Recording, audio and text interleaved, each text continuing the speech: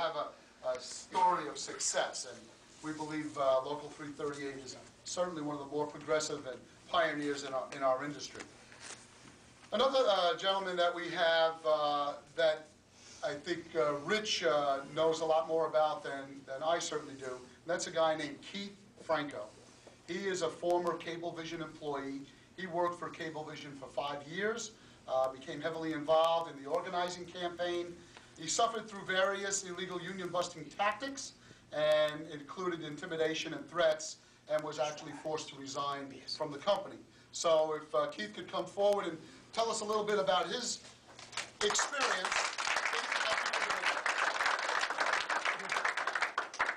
How you doing? My name is Keith Franco. I worked for Cablevision Systems Corporation for 5 years, from 2000 to 2005, as a field service technician. My daily job was very strenuous, both physically and mentally. I would install and troubleshoot service calls for digital television and modem and phone service. One day I could be in an attic with temperatures heating up to over 100 degrees, while another day I could be on top of a pole in icy, numbing cold weather, barely feeling my fingertips, while running ragged around Long Island trying to make slated time slots. I loved it though. At the time I was hired, I thought I landed the best job in the world. Thought I was set for life and settling into a lifelong career. A lot of my close friends were union dock builders, electricians, steam fitters, and iron workers. So now I could join in the conversations of how hard we worked that day and how we were the blue-collar workforce and worked hard just like our fathers. Slowly began to realize, after about a year, I wasn't even in the same league as these men, considering benefits, pensions, hourly wages, and having a voice in the workplace. Shortly after 9/11, I saw drastic changes around Cablevision. People getting fired, they called it laying off. Supervisors moved around and demoted as benefits were cut, perks were taken away, and raises dropped. My close friend, co-worker Lenny Costa, who was already heavily active in the organizing drive at Cablevision, the IBW Local 1049, opened my eyes and educated me on the benefits of why we needed a union. I signed an authorization card, I gave it to Lenny, but that wasn't enough for me after hearing Rick Friedel speak at a union meeting at the Local 1049. I wanted to be a part of this.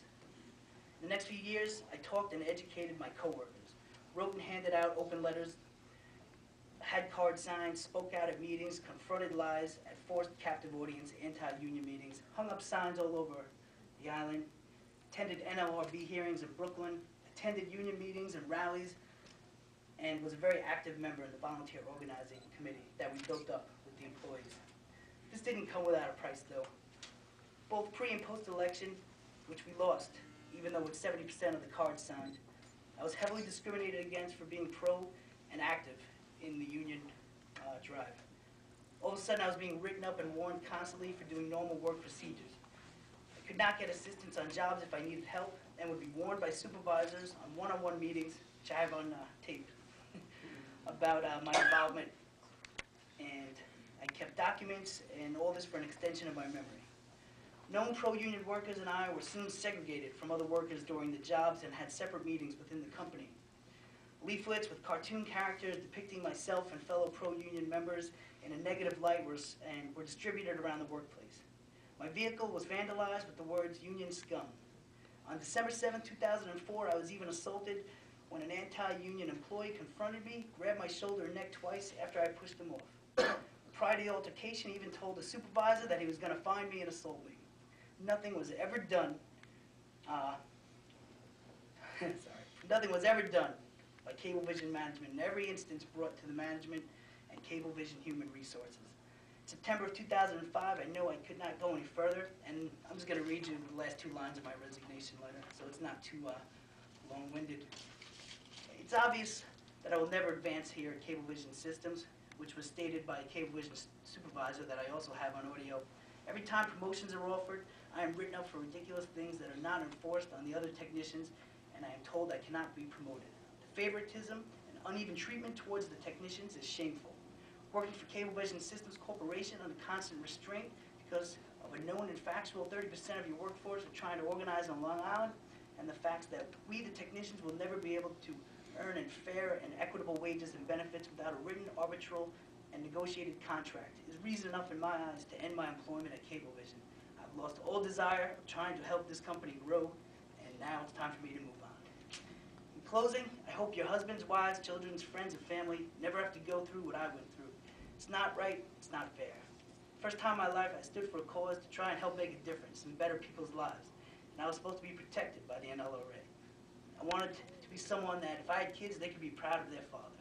Instead, Cablevision and their anti-union busting law firm, Jackson & Lewis, tried to make it something workers should be intimidated, embarrassed, and ashamed of. I'm asking you to support the Employee Free Choice Act, H.R. 800, so that we can have a fair and level playing field.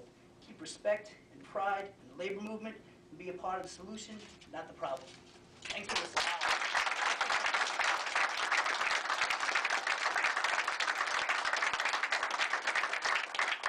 Okay, well, there you go. We heard from experiences from two workers, one that worked out pretty well for one, and one unfortunately didn't work out for the other. But CSEA knows that this process can work. CSEA has recently organized over 2,000 members from 2 different agencies within New York City. One is called COMMACK and the other was called Lifespire. We did that by a simple card check. We're now in the process of